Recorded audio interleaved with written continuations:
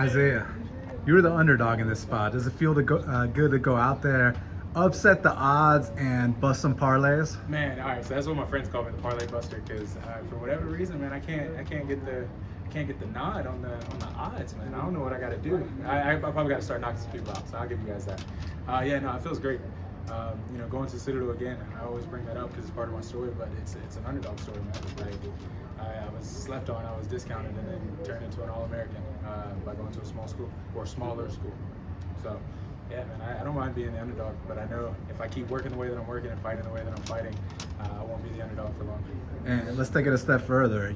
At the end of every PFL fight, they show the commentators, like how they scored it, and how the smart cage metrics and all that stuff. They all said that you lost the fight. And what was interesting about that is we're back here, we don't have the sound on, right? So we can't hear the commentators, and no disrespect to them, they're amazing.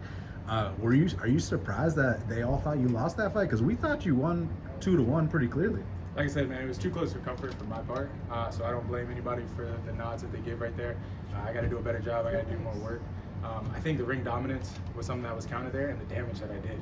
That first round, I did a lot of damage, and so I feel like the movement wasn't necessarily as much a part of his game plan as much as it was to try to mitigate damage, and I think that's what was scored on. So I'm going to continue to try to dominate the center, but obviously get better. But yeah, no, I'm not surprised. It could have gone either way, and I'll give it to it. But that was my goal too. I wanted to knock out.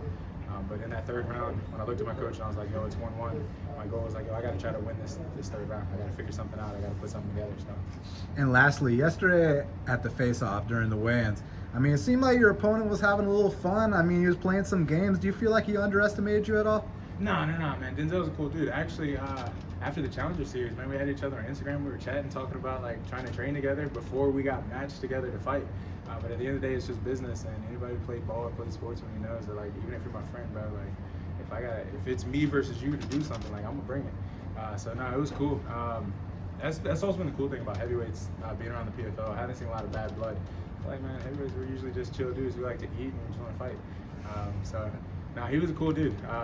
It was kind of funny. It took a little bit of the nerves out of the situation because I couldn't help but just like laugh. Congrats, man. Appreciate you.